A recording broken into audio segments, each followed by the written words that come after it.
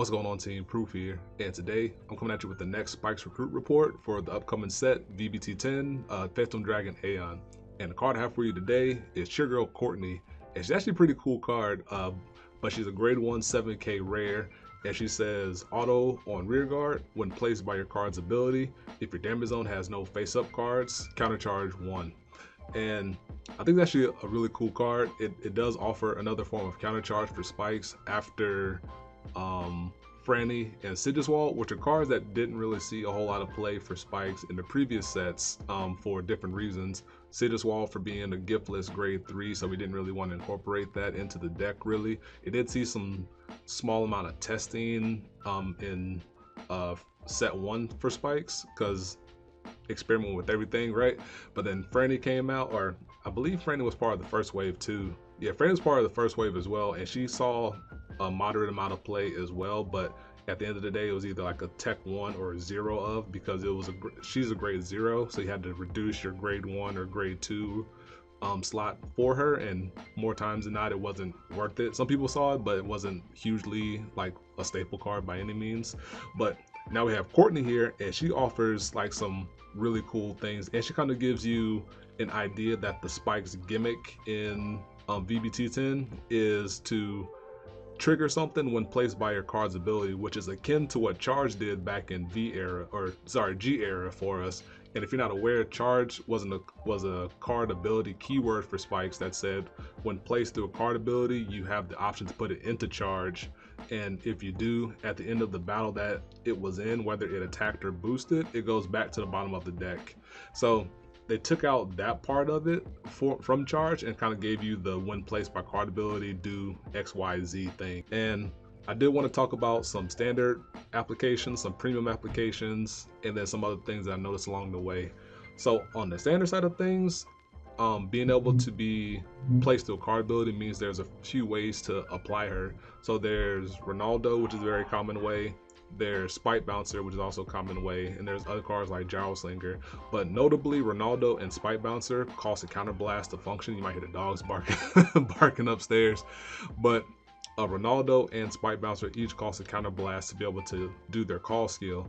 And if you call COURTNEY off of their card ability after that, then you can get the immediate refund from COURTNEY, because you will fulfill her condition of not having a face-up card, which then now open you up to be able to use other counterblast outlets early on. Like maybe you have a rear guard Spike Bouncer you want to use the ability to filter for, like you might need a certain grade 3 or something, or you might be able to have something else, like maybe you call an early bad end off of a Ronaldo. Now you'll be able to use the bad end ability to gain a critical trigger off of the Ronaldo, and so the bad end won't be stranded like it was previously if that situation came up.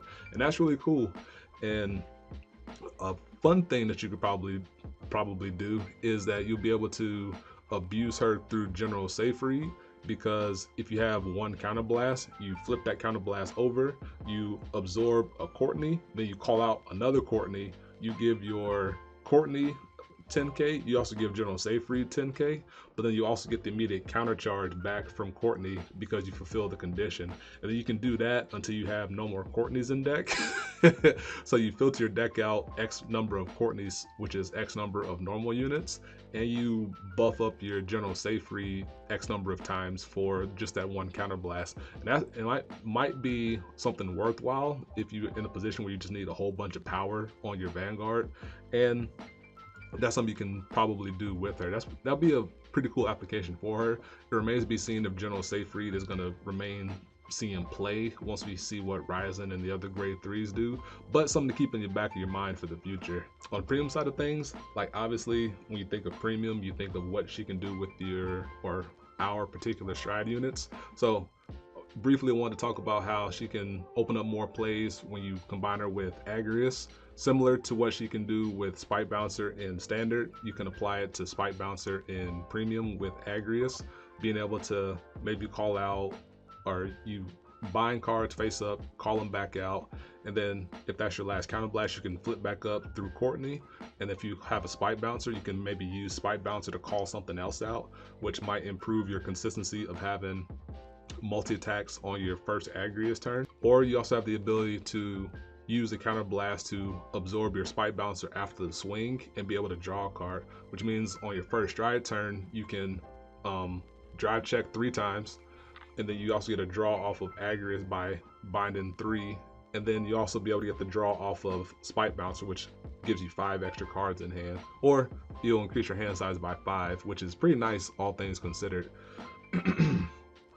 And she also has like this small mini loop with again spike bouncer in your Hellheart 8 deck, because you can call out Courtney, attack with her, put her back into the deck, then you can call out spike bouncer, and then you can use spike bouncer's skill if you so choose to call something else out, and you have something to pass power to, or you have the ability to use the spike bouncer to after the swing go back, instead of going back to your deck, you can put it into your soul to draw a card. And if you have something else on your other side that you can attack with, then you can then attack with that, and then call Courtney back out, which then lets you get the counter charge back again. So it kind of helps you without having to use crate elementals, which is what you normally would do with Hellheart 8. You may not need to go that route. You can play more spike centric cards in it, and then you can also use that to be able to draw cards and then have your traditional Hellheart combo sequences after that. So kind of opens up a little mini door there as well. And then for Picaro, being able to call out a full board with Picaro, commonly after you do that you don't have a counter blast to use, because typically when you go into Picaro it's an emergency situation, so you emergency button Picaro, call out a board, and see what you can do with it. And in the case of Courtney, being able to get the counter charge back immediately opens you up to be able to use things like Bat in V era, be able to put a card back to the bottom to gain a critical trigger, might give you enough push through power on your opponent to be able to win the game there. So some pretty cool applications all in all. And there are a few downsides to her, like she is a 7K instead of an 8K, which is common amongst grade 1s, which means that it could come into effect of having awkward numbers in some situations. So you want to keep that in mind when you're building formations up. That's mainly the real downside to her. Like everything else is speculative, because who knows where she might fit after we see everything, but you can say that about any card really.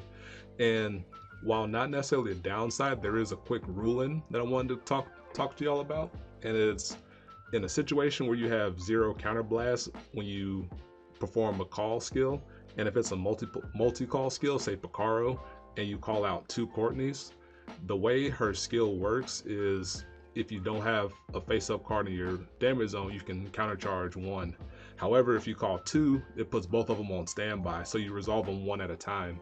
So you resolve the first one, so you have 1 face-up card now, and then when you go to resolve the second one, it sees that you no longer have the condition met for no face-up cards, and it won't allow you to activate the ability or finish resolving the skill to be able to get a second counter charge back. So you can't do that.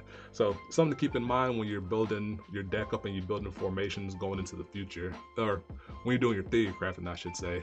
But that'll do it for Courtney. I think she's a pretty cool card. I'm very, very interested to see where they go with this when called through card ability gimmick that they seem to be giving spikes, and seeing what they are able to do to flesh it out, because while charge wasn't that great in G era as a central mechanic, they did fill it with a very strong support card in Frog Raider. So I'm interested to see if they give some more strong support cards like that as payoff cards, and that's where my interest will be going into the future.